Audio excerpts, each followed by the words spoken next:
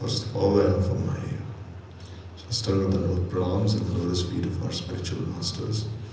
Imply Srila Bhaktivedanta Srila Sai Maharaj Srila. Imply Srila Bhaktivedanta Srila Sai Maharaj Srila. Especially Srila Bhakti Kumud Santal Sai Maharaj and Abhiram Thakur, who was most auspicious, Tiruvaptiti and Sant Maharaj's Avipaptiti, respectively, were observing today.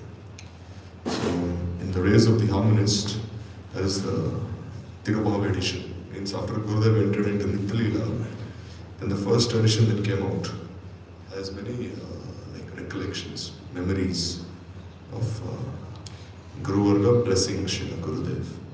So in one such section of the magazine, Bhakti Kumud Sant Maharaj, he has written some letters to Srila Gurudev. It's very beautiful letters here. So here, as an introduction, it is said here that Bhakti Kumud Sant Goswami Maharaj is the last disciple of Srila Prabhupada Saraswati Thakur in the sannyas order who was present today. So this magazine was published in 2010 and Sant Maharaj entered into Samadhi in 2012. So he is the last sannyas disciple who was present. And Bhakti Hridaya Bal Goswami Maharaj and Bhakti Pramod Puri Goswami Maharaj, they brought him to the lotus feet of his spiritual master at the age of 11. Upon initiating him, Srila Saraswati Thakur named him Radha Raman Das and carefully arranged for his education. So Prabhupada himself arranged that he go to school, that we read from this book. So after his disappearance from this manifest world, Prabhupada appeared to Radharaman Brahmachari in a dream and ordered him to accept sannyas and preach the teachings of Sri Chaitanya Mahaprabhu widely. Thus in 1942, Radharaman Brahmachari, he accepted sannyas from Bhakti Gaurav Vaikanas Maharaj. Also it is said Bhakti Vichar Jajavat Maharaj in some places. Anyhow, so Bhakti Kumud Sant Goswami Maharaj would never refute even the tiniest order of Srila Prabhupada or any of his disciples. And he had utmost regard for anyone who had even brief contact with his spiritual master. He would say, even if a dog has served my Prabhupada, I have love for that dog. So Bhaktivedanta Narayan Goswami Maharaj would regularly write to Bhakti Kumud Sant Goswami Maharaj to report on his preaching outside India. And Sant Goswami Maharaj would reply with great pleasure, always bestowing his profuse blessings. So when Gurudev would write to him when he was preaching in the West, and Sant Maharaj, he would write back to Gurudev here. So we'll just read some of these excerpts of these letters that he has written. So this first letter was written in 21st December 1997. So here he's saying, recipient of my affection, Sripad Narayan Maharaj. I became extremely happy upon receiving your letter and learning that you are going again abroad to preach. So Gurudev would always write to many of his Siksha Gurus and also to his godbrothers, seeking their blessings. Even before his first world tour, he organized a big sabha in Keshavji Gaudiya Math. Then he told all the Vrajavasis to give his blessings to them. So then all the Vrajavasis, they came and they blessed Gurudev there. You can see those pictures also, very nice pictures. So similarly here also, he is writing to Bhakti Kumud Sant Maharaj, that Maharaj, you kindly bless me, that I am going to the West, so I need your blessings. So then Sant Maharaj is saying, I became very happy upon receiving a letter and learning that you are again going abroad to preach. Your Sri Gurudev, that is my elder godbrother, Bhakti Pragyan Keshava Goswami Maharaj, was especially affectionate to me because Sant Maharaj, he was only 10 or 11 years old when he joined the temple. He was not very a small boy. He was. Param Gurudev was already in his late 20s by the time he joined the temple. Because he joined the temple in 1931, Param Gurudev was born when? 1898. So he was already 33 years old. So he was saying that your Guru Maharaj was like my elder brother. So you are enhancing the splendor of the institution founded by him. So when Param Gurudev established Gaudiya Vedanta Samiti in Calcutta, he was also there, Sant Maharaj. So this is a cause of immense joy. I am praying that Sri Sri Guru Gauranga, they bestow upon you profuse potency for this great preaching work. Knowing that you will come to my temple after you return from your preaching brings me so much happiness. At that time I will speak to you directly and also hear from you. So please take my blessings and give them to all, Sant Maharaj is saying. So he's saying, I'm so happy that after you come to Calcutta, you'll come and visit me. Because as soon as Gurudev would come to Calcutta, first he would go to his temple, this Devananda Gaudiya Math, and then he would go to visit Sant Maharaj. One day, Gurudev, he was coming from the west. Then Vaman Goswami Maharaj, he told one of his sevaks that Narayan Maharaj is going to come now. So you decorate his room nicely. So then the sevak was like looking negligent. He didn't say anything. Then Vaman Maharaj himself started walking out of the temple. Then the sevak said, Maharaj, where are you going? Guru Maharaj. So he said, because my godbrother is coming, I'm going to the market and I myself will buy some flowers and decorate the room, he said. Then he said, Maharaj, where are you going? Because he said, you are not going. You have no respect for him. So then he said, no, Guru Maharaj, please come inside, I'll do it myself. So then the sevak, he went to the market, he brought so many flowers, he decorated the entire room. And then Vaman Maharaj told him, now you decorate my room also. Because if Narayan Maharaj comes and says that his room is decorated but not mine, then he will feel very unhappy. So then they decorated both their rooms. Then Gurudev, when he reached the temple, then Vaman Goswami Maharaj and Gurudev, they embraced each other. And they were weeping so much. So similarly here also, Gurudev, you go to Bhakti Kumud Sant Maharaj's temple in Calcutta. It is in one place called Behala. This place. I think Sant Maharaj entered into Samadhi in that place. Behala is like where Bhaktivedanta Maharaj, he has his temple there also. Many Gaudiya Vaishnavas, they have their temples there. And he was given Samadhi in Keshiyadi, but Sant Maharaj. So Keshiyadi is the place of Rasikananda Prabhu, this place. Also Keshiyadi is right near Birambir's place. This King Birambir, his kingdom was right there. So in the second letter that Sant Maharaj has written, this is from 2028 January. So he's saying again, O object of my affection, O Narayan Maharaj, I received your letter and I was so pleased. I am so happy that so much preaching is going on, and this makes me even more happy. You have remembered me even in the midst of so much engagement. Therefore, I am praying to Sri Sri Guru Gauranga that they will transmit even more Shakti into you for the preaching of Harikatha. So, Sant Maharaj is saying that even though you are preaching in so many countries, still you are remembering me. And you are writing letters to me. So, I am praying to Guru Gauranga that they will transmit even more Shakti into you for the preaching of Harikatha. So, I am blessing you that you speak more and more Harikatha in this way. Some obstacles will come in the performance of virtuous acts, but you should not worry for them and continue your preaching fearlessly.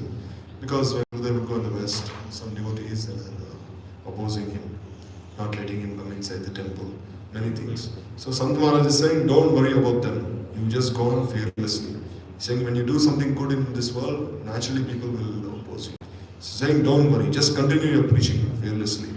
If in every respect we can preach the Katha of Srila Prabhupada along with practicing it, then our lives will be successful.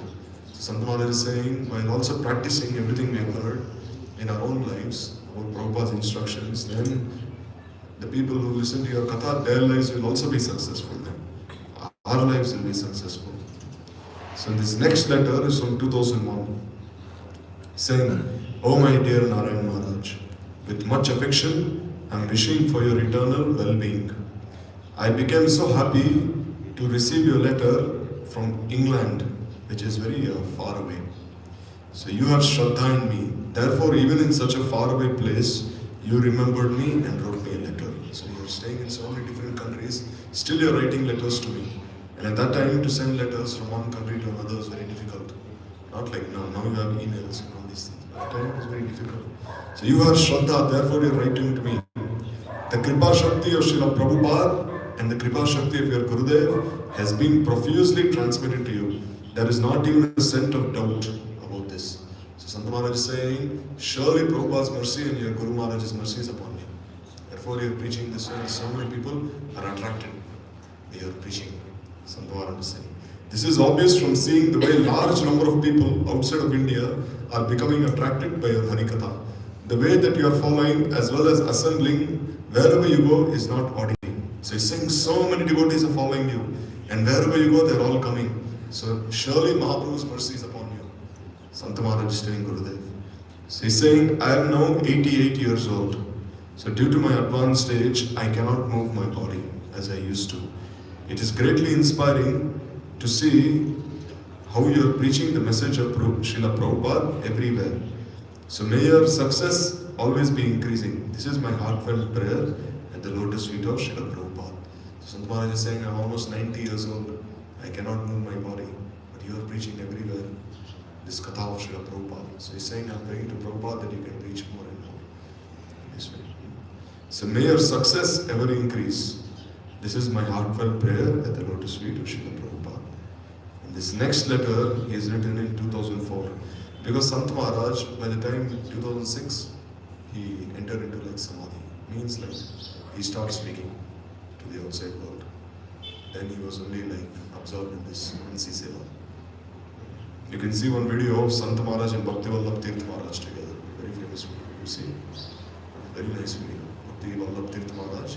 He's going to meet Sant Maharaj, I think in 2012. Because Bhaktivedanta Maharaj, he himself, like in 2013-14, he also like entered into like this Antardasha. So there, if you see the video in 2012, then Sant Maharaj, you can see he's fully in Antardasha. Bhaktivedanta Maharaj is going there, he's taking his hand, he's putting it on his head, and then like he's like asking for blessings. I'll show you the video after class. You can see the video there. So that he's taking his blessings, you know, like Sant Maharaj is like Antardasha. Very like intimate video there, like so much like affection. Because Sant Maharaj was like very closely associated with Chaitanya Mahaprabhu. So here, Sant Maharaj is again saying, O abode of my affection, Narayan Maharaj, I was greatly pleased upon receiving your letter from the remote island of Hawaii.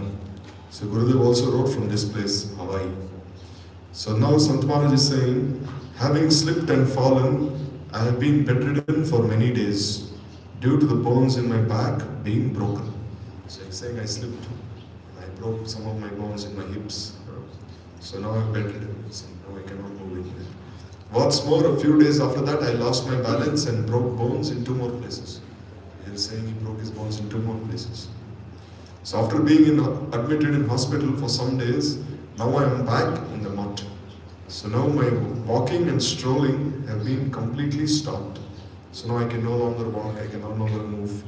In this situation, I received a letter from you written in such a way that it leaves me speechless. Someone is saying, although I'm bedridden, although I cannot move my body, still you have written me a letter from so far. And now after reading that letter, I've become speechless. I cannot even say anything. He's saying, I'm so happy. You have Shraddha in me. You have said, by keeping you on the path of my remembrance, I have attained success in my preaching. And by informing you of this, I have become very peaceful. Gurudev is saying, only because I'm always remembering you in my preaching, I'm so successful.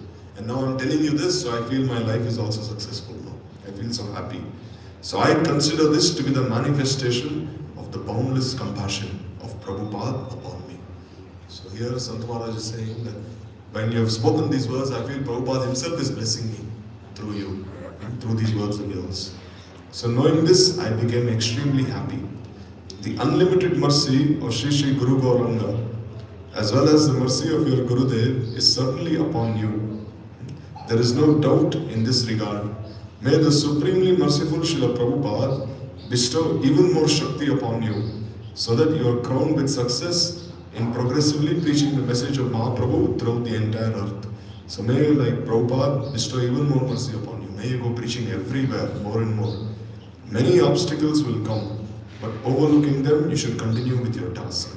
So this is also an instruction for us.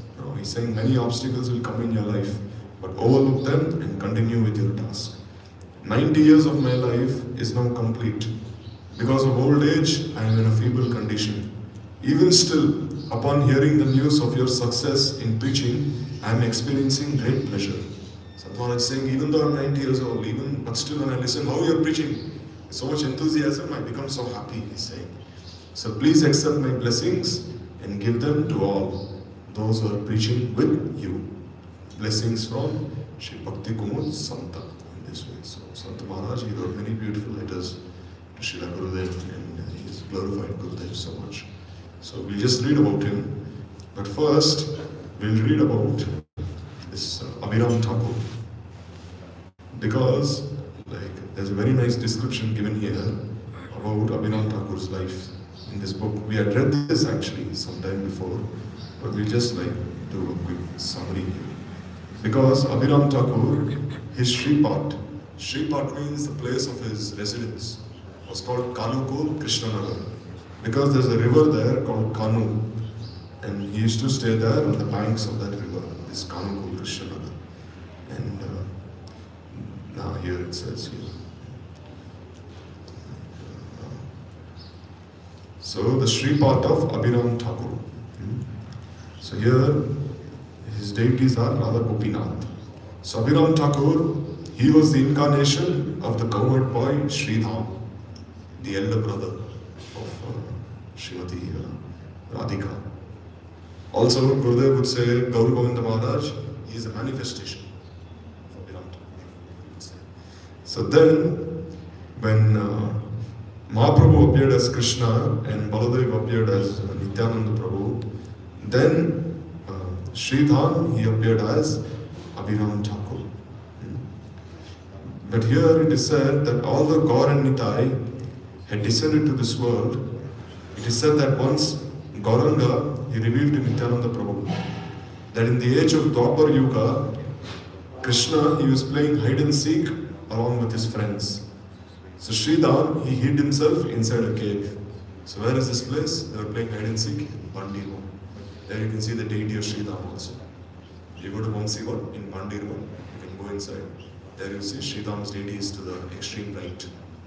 Very beautiful place. So they were playing hide and seek there. In Hindi it's called Lukachipi. So in due course of time, Lord Krishna, he left Vrindavan for Mathura. And then thousands of years had passed. But then Sridham, he was hiding himself within that cave. Because he found out that Krishna, he had come to Mathura. So Sridham, he did not even come out of that cave. He was just there weeping the whole time. That time, what happened? Remembering his dear friend, calling out to Sridham again and again, Mahaprabhu, he fell on the ground unconscious. So then Mahaprabhu was only thinking, where is my Sridham? Where is he? So then, Nityananda Prabhu, when he came to Vrindavan, then he started calling out to Sridham. So then when Sridham Sakha heard Nityananda Prabhu calling out to him, then he was thinking, who is this person? How does he know who I am? No one has this ability to see me, but who is he? You see, there are still some personalities like that from Dwapar Yuga. Even now, there is Ashwatthama from Dwapar Yuga. People have seen him also. They've seen Ashwatthama, and there have been sightings of him. So that is mentioned in Harikatha. There was one person who was jumping on the train. That when the train was moving, he was jumping from one bogie to another bogie. huge person, like 10 feet, taller than you also. He was jumping from one bogie to another bogie. And it said like sometimes even they could see like he had a scar on his forehead because he had the jewel, no, Ashwatthama. Arjuna, he took that jewel away from his forehead. Ashwatthama, he was given this boon of immortality, that he would never die. So there have been sightings of Ashwatthama. Because it is said like 7 people, 7 personalities, they are like immortal and they are still present in this world. One is Ashwatthama, second is Parashuram, he is also still here. Hanuman, Kripacharya, and 3 more, I think. I don't know. But these 4 and like 3 more. Anyhow, like, so this is Sridham was also present from Dwapar Yuga. So then he saw the beautiful form of Nityananda dressed in blue cloth. Then he was thinking, he's so beautiful. Who is this personality? Then Nityananda said, I'm your same friend, Balaram. Because Balaram and Sridham, they are like older than Krishna. Krishna has many friends who are in different groups. Some friends are older than him, some are the same age as them, and some are younger than him. So Subal and Madhumangal, they are like the same age as Krishna.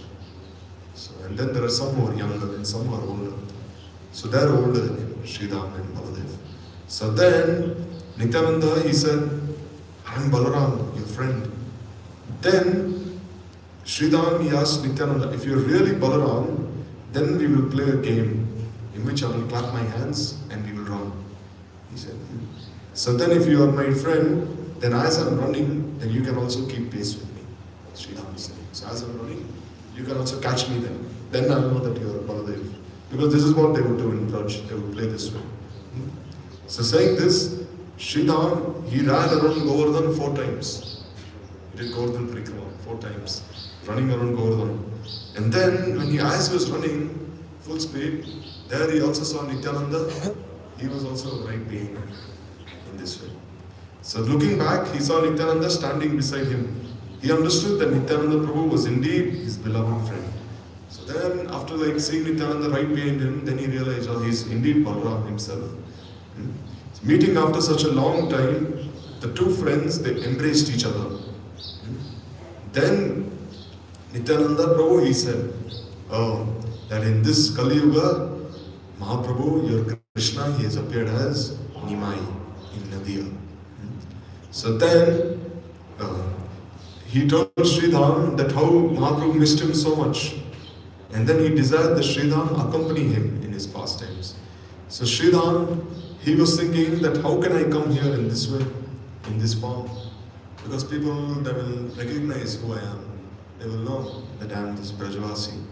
So then he was thinking that I'll have to take another birth.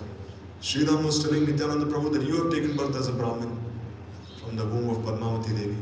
And Mahaprabhu has taken birth from the womb of Sachi Devi. So I'll also take birth from the womb of like any person. Nityananda said, no need, he said. He said, no need. He said, for you to accept a new body. In the same way that you are, you can participate in Mahaprabhu's Leela. And then Sridham, anyhow, he changed his appearance a little. And he appeared as Abhiram Thakur.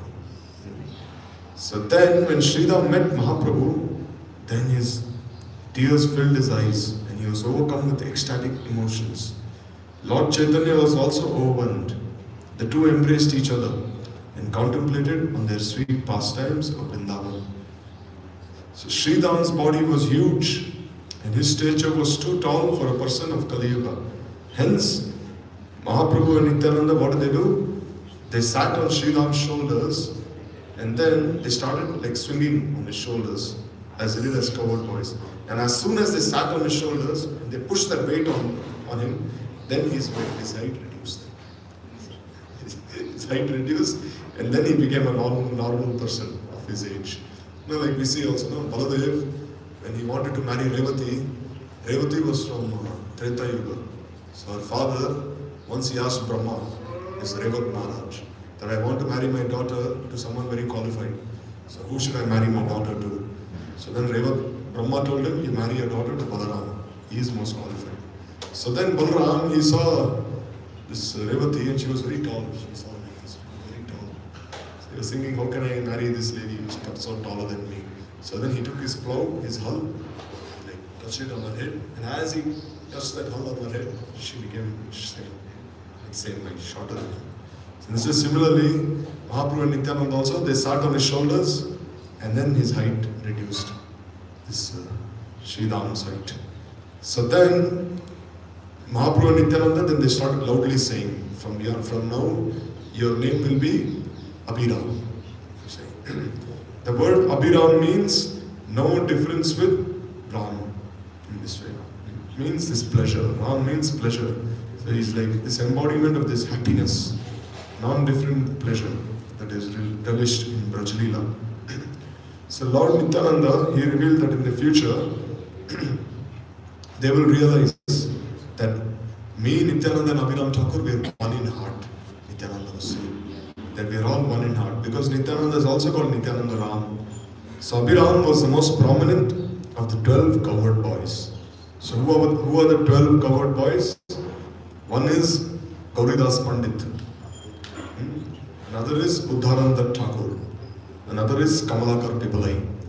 Then Dhananjay Pandit. And Kalia Krishnadas. Parameshwari Das Thakur. Then Purushottam Nagar. And this way the 12 cowherd boys. So he is one of them. Mahesh Pandit. All of them.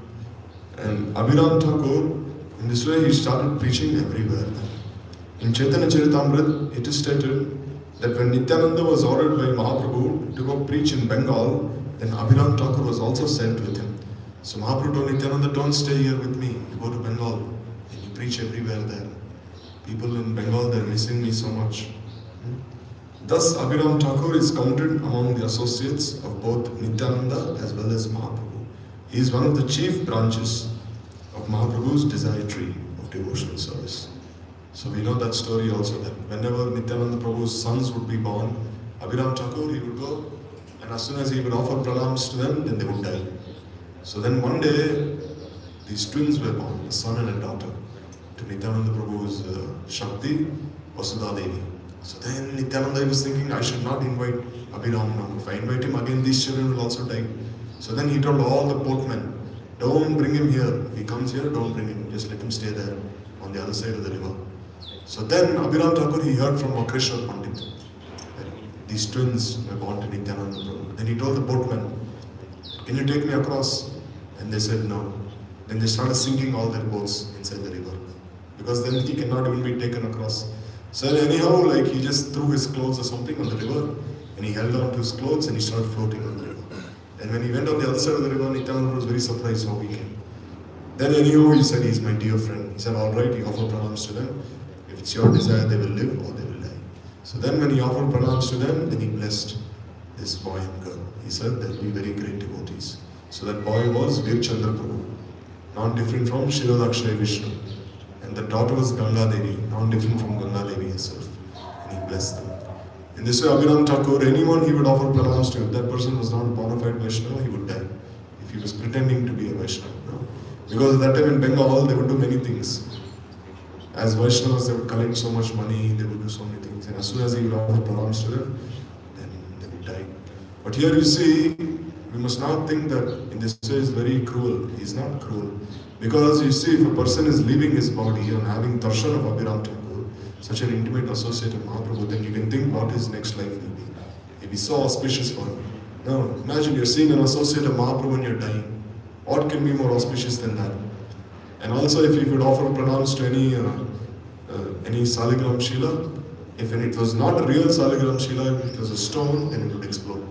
It would burst into pieces. So one day, he went and offered pranams to Raghunandan Thakur, because he wanted to see who Raghunandan is. So he went to this Srikhand. And there, as soon as Raghunandan Thakur saw him, then both of them started dancing so ecstatically. And then the nupur from Raghunandan Thakur's ankle, it flew far across, and a kunda was formed. This nupur kunda from Raghunandan Thakur's ankle. And this way.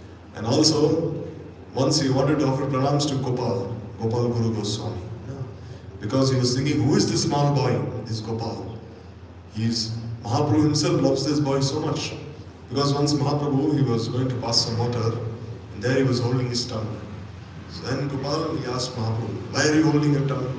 Then he said, in impure stage, you should not chant the holy name, which is like so pure.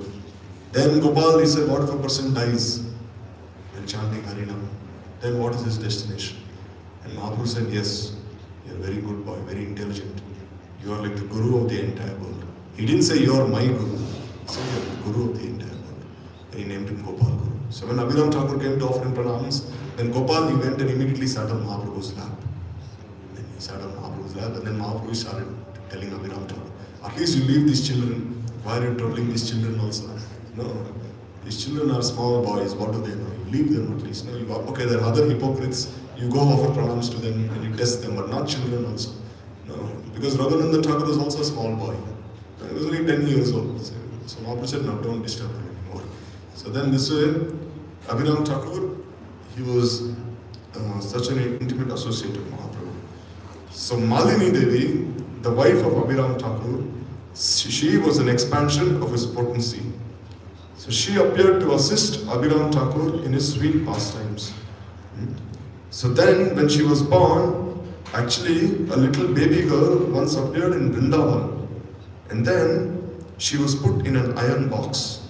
Malini Devi was born. The small girl was put in a box. And this box came floating through Yamuna all the way to this present day Kanupur. Because we see the Yamuna meets with the Ganga in Prayag. And then they become one. So that same Ganga mixed with the Yamuna, she flows through Navadvip and Gaudamanda. Because there is this one place in Navadvip called Panchaveni, where 5 rivers meet. Like we see near Godrum, there you see Ganga and Yamuna, they meet along with Jalangi, Saraswati Nadi. Like the river that flows near Godrum is the Jalangi. If you see like the confluence, Jalangi is green in color. In Ganga Devi is little blackish. You can see that confluence. Even now in Mayapur, it is said if you bathe in such places where rivers meet, it is very, very auspicious. Therefore, you see many devotees are always bathing there. So when Malini Devi was born, she was a small girl, and her guardian, they put her in a box, and gradually this box came floating all the way to this present place, Kanukol, this river. So then, that place was like a very arid region. It was like a desert. There was nothing there. Like when Nityananda Prabhu's parents came to Ekachakra was also like a desert. Because Sudarshan Chakra, he had cut the body of Sati Devi into many pieces, and wherever the remains of her body fell, the place became very dry. So similarly, this place was very dry. But as soon as Malini Devi was found floating in this box, then so many trees and creepers started growing. This place became so beautiful, and she was in that box. Just by touching the box, that entire place became so nice. So then there was a local gardener there. So he was thinking, how is this possible?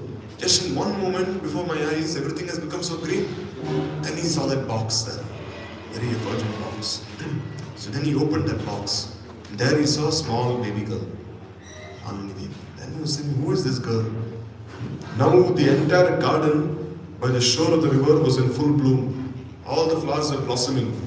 All the dead and decaying plants had received a new life. Other gardeners rushed to the spot, and on obtaining darshan of the divine baby girl, they paid her their humble obeisances. So then, who is this baby girl? They were thinking. So then Malini Devi, she blessed all of them. And then she expressed her desire, oh, please give me some Mahaprasad. I have been fasting for so many days. Then she revealed to all the gardeners that her name was Malini, and that she had appeared to assist Abhiram Thakur in his pastimes. Then the villagers were so happy to have received her darshan here. So you see here, there's Malini Devi's deity also. This person is holding the deity of Malini Devi here in this temple in Kalakul Krishnanagar. That's what you can see. So, in those days, Kanukul was known by the name Kazipur. So then, when the Kazi found out that the villagers had received some very valuable treasure in an iron box, then he sent soldiers, go and arrest those villagers. I heard they have something very precious inside that iron box. Instead of giving it to me, they're keeping it with themselves. Go and arrest them, he said. Then, on being arrested, the gardeners, they told the entire story to the Kazi. And they told him, actually, inside the box, there's a very beautiful girl who appeared inside that box. So then the Kazi felt very ashamed. He said, what have I done? Small baby girl was born and I wanted to arrest these people who girl. Then he said, immediately release these gardeners. Then, although he was a Muslim, he wanted to bring this baby girl inside his house and he wanted to worship her. He's thinking, this baby girl is no ordinary woman. She's actually a great devotee. And he wanted to worship her. And then he started worshipping her as a Hindu goddess.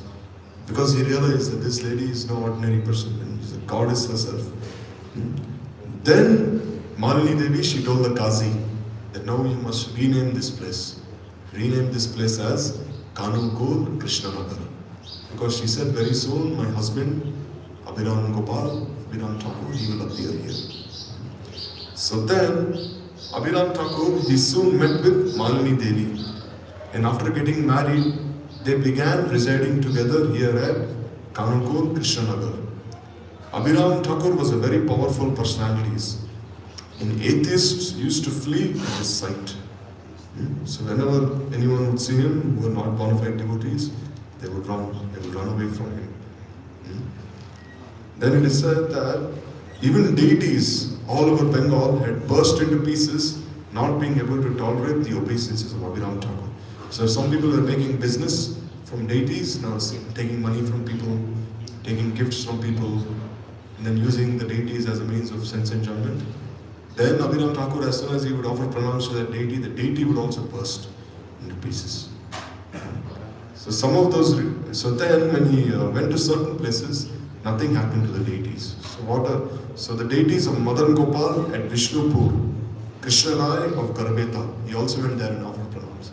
But there the sevaks were very sincere. They would not do business out of their deity service. There they would very respectfully, sincerely serve the deities. So nothing happened to these deities. So then here at Kanukul Krishnanagar, there is a beautiful deity of Gopinath. So Gopinath, he once appeared in Abhiram Thakur's dreams and he informed him of the place where he was buried inside the ground. So on his orders, Abhiram Thakur, he started digging that place. And thereafter, he found the deity of Gopinath. Like we see in Agradip also, Gopinath is worshipped by Govinda Ghosh. Once Govinda Ghosh, he was going to bathe in the river there called the Ajay River, Ajay Nadi.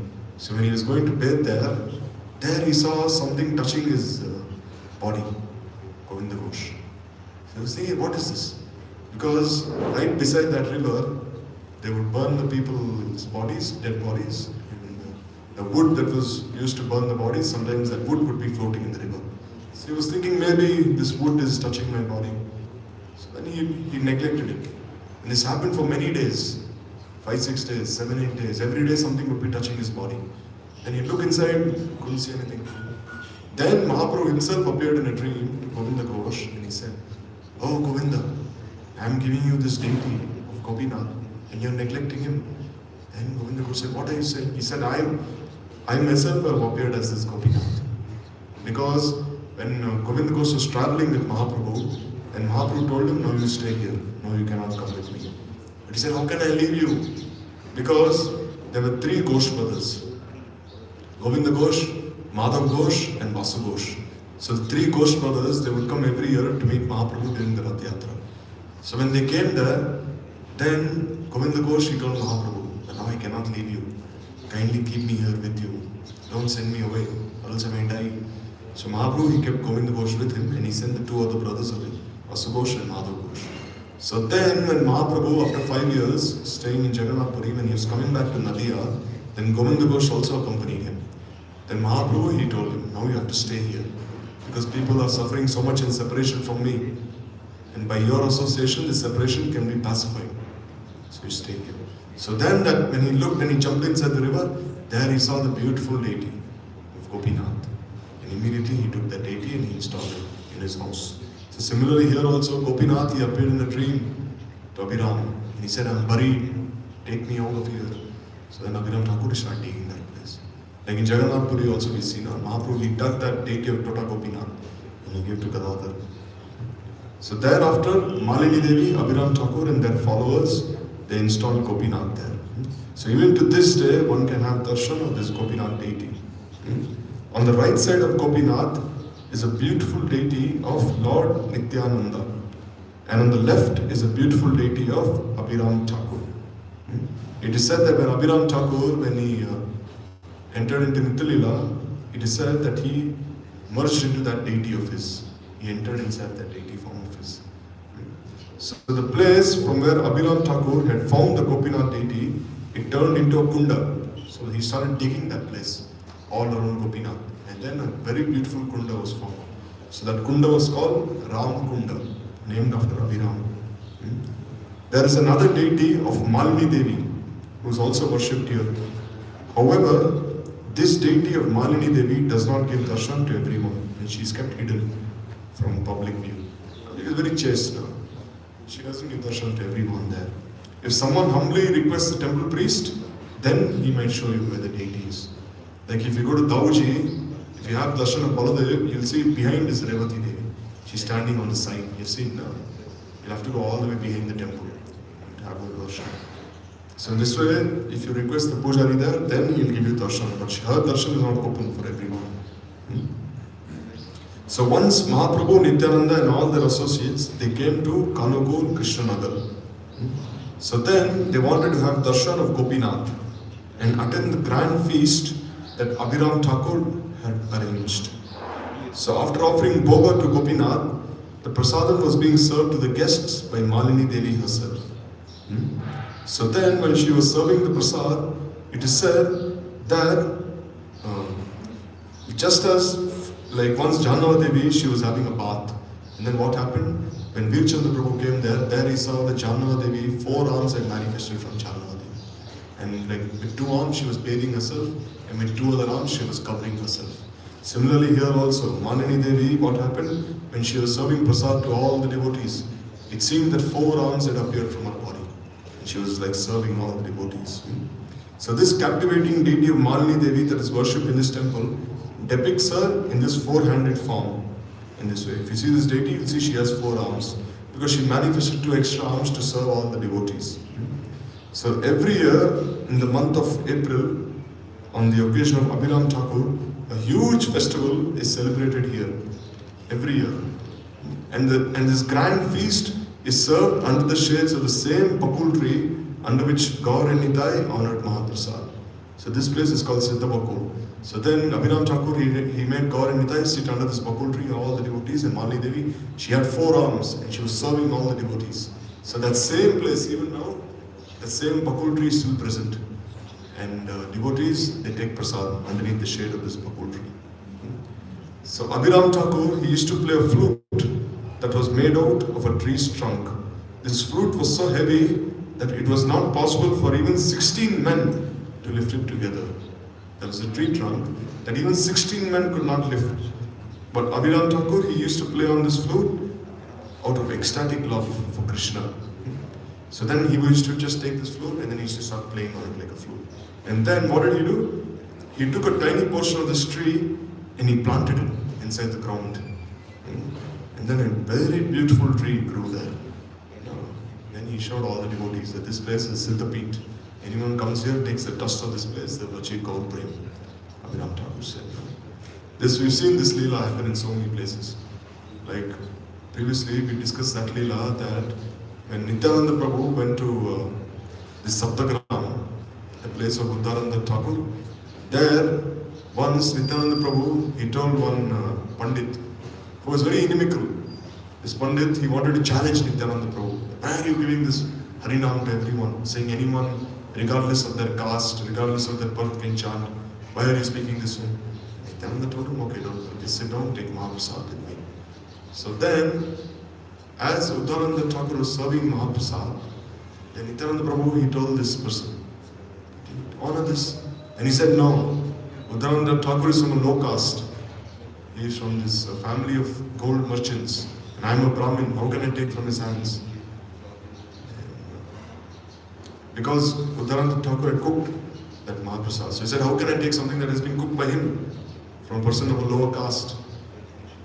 Then he said, don't worry, he's a great devotee. Why are you criticizing him? Whoever, regardless of whichever birth and whichever family he has taken birth, still is a great devotee. Don't judge him in this way. But he said, no. Then Nityananda said, just take for my sake. Then he said, all right. So then Uddharananda Thakur, as he was serving that Mahaprasad by his own hands, and again he started shouting, Now why is he serving by his own hands now? Who does he think he is? Then Nityananda, he told Uddharananda Thakur, oh Uddharan, bring that stick. Then Uddharananda Thakur, he took a stick, a small twig. He gave it to Nityananda. And then Nityananda, he took that, planted it inside the ground. And a beautiful Madhavi tree appeared. Beautiful tree. And underneath the shade of that tree, Uddharananda Thakur's Pushpa Samadhi is present now. Even now. And even now the tree is giving so many flowers. It's bowing down at the lotus feet of Uddharananda Thakur and offering so many flowers. So similarly here also, Abhiram Thakur, he took one piece of stick and he planted it inside the ground. Then a beautiful Siddhabakul tree appeared there. And then it is said that one particular characteristic of this glorious tree is that throughout the year it produces only flowers. At no time of the year does it produce any fruit. It only gives flowers every time. For the service of who? For the service of Gopinath. So in this way, near the Samadhi of Vasudev Ghosh is also a Siddhabakul tree. Also at Ekachakra, the birthplace of Nityananda Prabhu, there is also a Siddhabakul tree. Also there is a Siddhabakul tree where in Jagannath Puri, near Haridas Thakur's Bhajan Kuti. So then just across the river flows a small river. So it is said that this was a river which became dry. Why? Because Abhiram Thakur, once he was bathing here, and the river, it is said that while he was bathing, he took his copin away. So he was bathing there, his copin was washed away by the river. So then Abhiram Thakur, he told the river, give back my copin. So then the river didn't give his copin back. Then he said, all right, now you will dry slowly, and then you will give my copin back. So then anyhow, the river started drying very slowly, and then the copin was given back. So all these stories are told by the devotees there, living in that place. So if they're saying, then it must be true. So then Abhiram Thakur, he had a whip called Jaimanga. So if he would whip anyone with his horse whip, that person would immediately get praying. So then once, on the orders of Jannava Devi, Srinivas Acharya, he visited the place of Abhiram Thakur here at Kanukul Krishnanagar. So then, when Srinivas Acharya offered pranams to Abhiram Thakur, he struck him thrice. 3 times he whipped him. 1, 2, 3. And then as soon as that whip touched him, then Srinivas Acharya became absorbed in an ocean of ecstasy. Then he was intoxicated. And then he started rolling on the ground. Then Malini Devi, then she told Abhiram Thakur, he's just a small boy, you have given him brain already. Now don't use that whip anymore. So then that place is also present there. So this is the life of Abhiram Thakur, like in a very concise description here. Very beloved Dwadash Gopal of Nityananda Prabhu. So then we'll quickly read these descriptions given by Bhakti Pramod Puri, by Bhaktivedanta Bharati Maharaj regarding Sant Goswami Maharaj.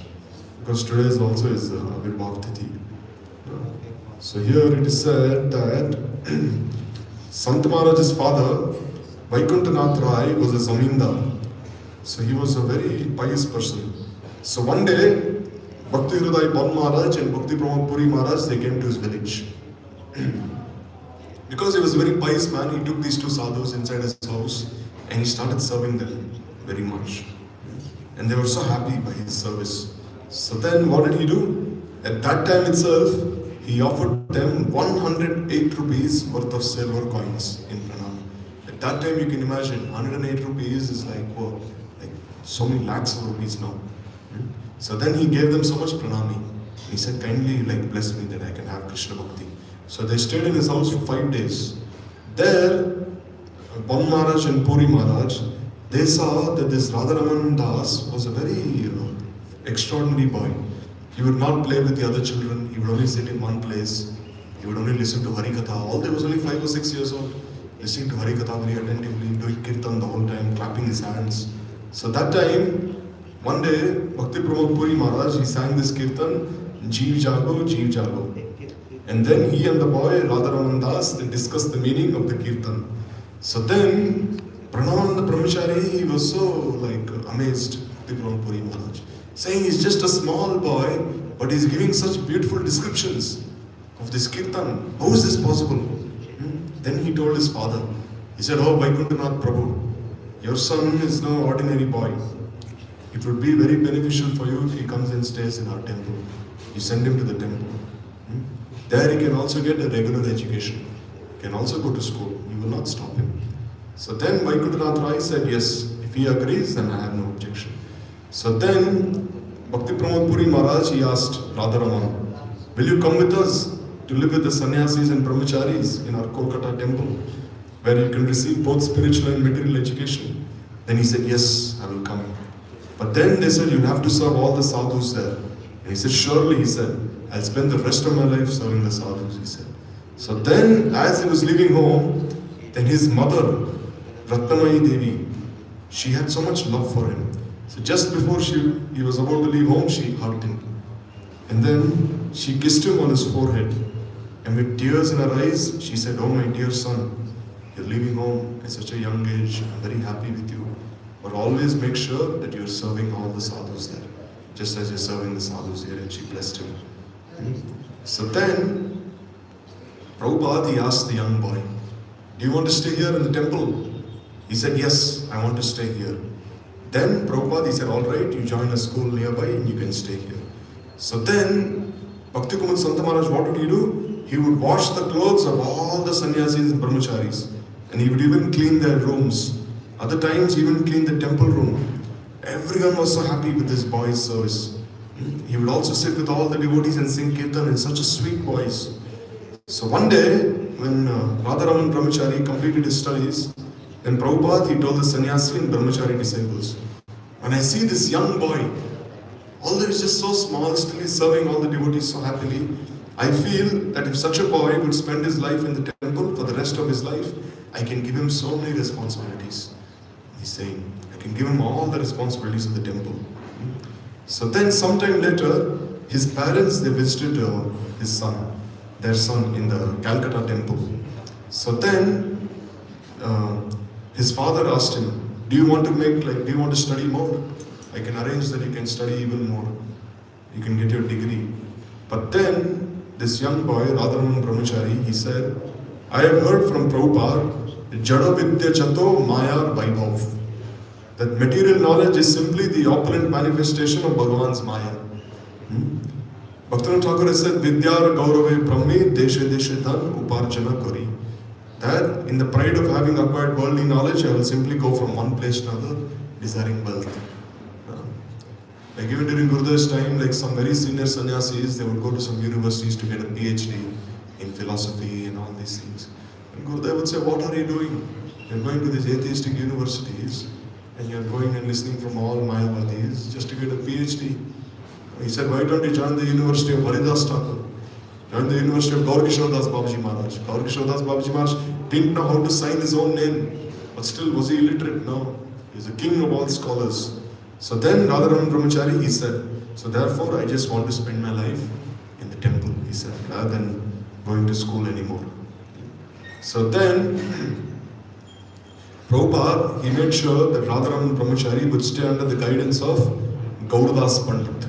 So Gauradas Pandit, he later came to be known as Bhakti Desik Acharya Maharaj. He used to stay here in Kamai, the place of Vishaka Devi. He used to do bhajan there. So Radharaman Brahmachari, he was put under his guidance. And then he started staying in Mayapur. So one day there was a Satsiksha Pradarshini exhibition. Means in Prabhupada, he would depict all the leelas of Ramchandra, Krishna and Mahaprabhu in the form of dioramas. He would make these dioramas and he would place it all around. So one day Santa Maharaj, he was standing next to all these dioramas and he was explaining all these pastimes to all the visitors who were coming. So then one day his parents also came. And then he was explaining all these leelas to his parents. So then Prabhupada, he told his father and his mother, just see your son, how qualified he is. He's speaking Harikatha, he's preaching to everyone. You must be so proud to have a son like him. And then what happened? Bhakti Kumud Santa Maharaj, his parents and his brothers, the entire family took Harinam Diksha. At the same time they took all of them.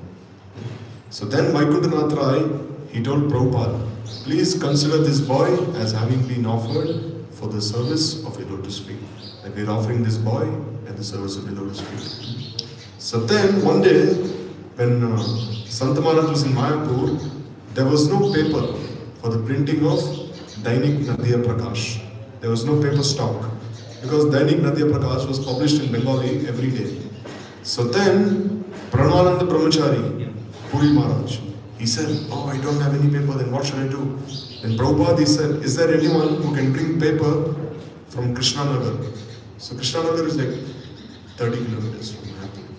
So then, Prabhupada, he told Radharaman Brahmachari, go there and bring some paper. So then by cycle, he started cycling all the way 30 kilometers, 40 kilometers. Then it started raining so much as he was cycling. And as it started raining, then what did he do? And he had his dhoti. He used that dhoti to cover all the paper stack. And then he used his uttariya to cover the lower part of his body. And then as he was cycling, it seemed the paper would even fall on the ground. So then again he tied them up very strongly in a tight knot. And then he gave that paper to Bhakti Puri Maharaj. And Prabhupada was so happy with it. Even though it was raining so heavily, still you cycled all the way, like 40-50 kilometers, and you brought this paper. And so happy with this boy. So then Prabhupada, he was very happy with him. And then Prabhupada, he told him that you go preaching to Dhaka in Bangladesh. So then when Radharaman Brahmachari found out, he said, oh, I'm studying like this Sanskrit grammar. If I go to Dhaka, my studies will be stopped. What should I do? Then Prabhupada, he said, don't think that first you will be qualified and then you will preach. He said, don't think this way. Whatever knowledge you have, whatever qualification you have, with that knowledge and qualification, you continue your preaching. He said, then Krishna will bless you. Don't feel this way. So then Radharaman Brahmachari, he went there to Dhaka. So then when he was going to Dhaka there, when he was sitting in the ship, so this Leela we heard many times. So there when he was sitting in the ship, once there was a huge storm and it seemed the ship would drown. At that time, these same people who used to criticize him, even now in India you see, if they see a sadhu, they start criticizing him so much. Saying, oh, just he's a young man, instead of like working and earning money, he's like a leech, sucking the blood of others. You'll be getting a lot of things when distributing books. People always say such things, very nasty things they say. So we have to be humble and not say anything bad. So then people, they always say like this, criticize people. So they were criticizing him also, saying, oh, he's a young boy, what is he doing? Pretending he's a sadhu, wearing saffron cloth, this, that. But then when the ship was about to drown, then everyone, they fell at his feet. They said, oh Baba, kindly save us, you're the only one who's dear to God. No, God will listen to your prayers, not our prayers. So then he said, I don't know anything. My Guru Maharaj is only given one instruction. Always do kirtan. Kirtan is sadahari. All of you do kirtan with me. So then he started doing kirtan. Means he gave harinam to everyone. And then as they started doing kirtan, then the storm, the ocean, it started calming down then. And then the ship safely went across. So once Radharaman Brahmachari, he asked Prabhupada, why should we address each other as Prabhu? Because in the Gaudiya Math, this is the process that we address each other as Prabhu. But not in the other temples. Like in Radha Kund, if you go there, they don't address each other as Prabhu. They say, how can you address another devotee as Prabhu? There is only one Prabhu, Nityananda Prabhu. They say, there's only one Prabhu, Advaita Acharya. So how can you address other devotees as Prabhu? So the Babajis, they get upset if you call each other Prabhu. But here in the Gaudiya Math, there is a rule that address each other as Prabhu. Why? Because Guru Sevakoi Manyapana. The servant of my Guru is to be very much respected. So therefore, regardless, senior or junior, address them as Prabhu, no harm. So in this way, he heard so many instructions from Prabhupada. So then once, Radharaman Prabhu, he was staying with one brahmachari who later left the temple. Because brahmachari, he had some weakness in his heart and he left the temple. But this brahmachari, although he had left the temple, he returned after 60 years and he took sannyas from Sant Maharaj. He said, you looked after me with so much love, so much affection, that although I left home, I got married, I had children, I never forgot the love and affection you showed me. He said, I never forgot. And after 60 years, he returned and he took sannyas from him. In this way. So then, it is said that once, while he was returning from Bangladesh, there he wrote one very beautiful essay, glorifying Prabhupada. And there he said that Jiver Swarupoy Guru Nityadas. Normally it is said Jiver Swarupoy Krishna Nityadas Tathashta Shakti Beda Beda Prakash. But Sant Maharaj said actually the Jiva is a very dear servant of Guru. When Prabhupada heard this, he was so happy with him. Just see this boy, just a small 10-year-old boy is writing such beautiful articles. And he told his disciples, publish it in the magazine. But they said, oh Prabhupada, his language is not so refined. He's just a boy, how can we publish this article? They said. Because they're writing such scholarly articles, so many shlokas, this, that. He's a boy, how can we just publish it? Prabhupada said, no, publish it as it is, he said. Everyone, when they read that language, they'll be so happy with him. So then once, Bhakti Kumud Santa Maharaj, he was in Jammu Kashmir speaking. There he sang kirtans in Bengali. And the people of Jammu Kashmir, they didn't understand any of these kirtans. They don't speak Bengali. So then as he was singing kirtans in Bengali, they became so happy with him. And then these people, although they didn't understand anything, they all stood up and started clapping their hands. And they said, oh, just Maharaj's purity in this way. And then it is said that, it's like a few concluding words. So then it is said that once there was one person who wanted to take initiation from Santa Maharaj. So this person was born in a Brahmin family. But then when he found out Santa Maharaj was not a Brahmin, he didn't want to take initiation from him. So he approached Bhakti Pramod Puri Goswami Maharaj, or that you kindly give me initiation. Then Bhakti Pramod Puri Maharaj said, what are you saying? You came to me through Santa Maharaj. You came to me by listening to his Harikatha, Kirtan, and you want to take initiation from me just because I'm born in a Brahmin family. Then Santa Maharaj said, Bhakti Pramod Puri Maharaj, he said, Bhakti Kumud Santa Maharaj is like the Ganga, and I'm just like a small pond. So you want to leave that, you want to leave the Ganga and you want to bathe in a small pond. Don't do like this. Don't reject one Vaishnava and accept another Vaishnava. This is not good. Like once one person, he came to Gaur Kishodas Babaji Maharaj, he said, oh, I don't like listening to the Harikatha of Prabhupada because he only speaks Tata Siddhant. So I'd rather listen from you.